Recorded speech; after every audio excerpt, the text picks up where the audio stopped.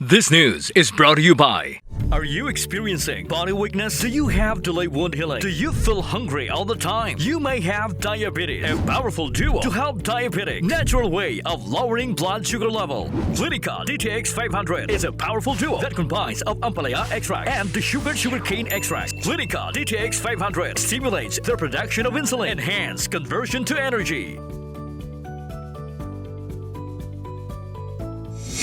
Ginatinguhaan sang Iloilo City Government nga mapanubo ang COVID-19 cases sa syudad sang Iloilo. Sa interview sang Radyo Bandera Iloilo kay COVID-19 spokesperson Mr. Jack Cunlo, ginpahayag sini nga tumanggid kataas ang narecord nga kaso sang COVID-19. Gani ginatinguhaan sang COVID team nga mapangitaan sang paagi agud nga mapanubo ang kaso sang nasambit nga balatian. Dugang pa sang natungdan, ginatinguhaan man nga mapanubo ang healthcare utilization rate agud nga hindi na pagpaidalom ang Iloilo City sa alert level 4. Taas gid ang case naton, no? Ang aton nga healthcare utilization rate naton taas man no, nag 73% na kita. That is why mga adlaw nga target ni Mayor Jerry Cañas nga ma-open ito ng aton nga modular hospitals, no? Kag makadugang ang aton nga mga hospitals ang ilang isolation bed o COVID ward nila sa Banderang Alex, no? Kay para nga ma-lower naton, mataas naton capacity sa aton nga HUR, ma-lower naton ang aton nga ka-HUR rate. So, busilingon, malikawan naton ang level 4. No? As much as possible, ginatinguan sa aton syudad ni Mayor Jerry Cañas, hindi kita mapaidalom sa alert level 4. Balita nga aton natipon nagikan sa syudad sang Iloilo. Ini si King Gomer Diliera, nagabandera sang matuod nga serbisyo publiko kag kalingawan sa Iloilo, Radyo Bandera.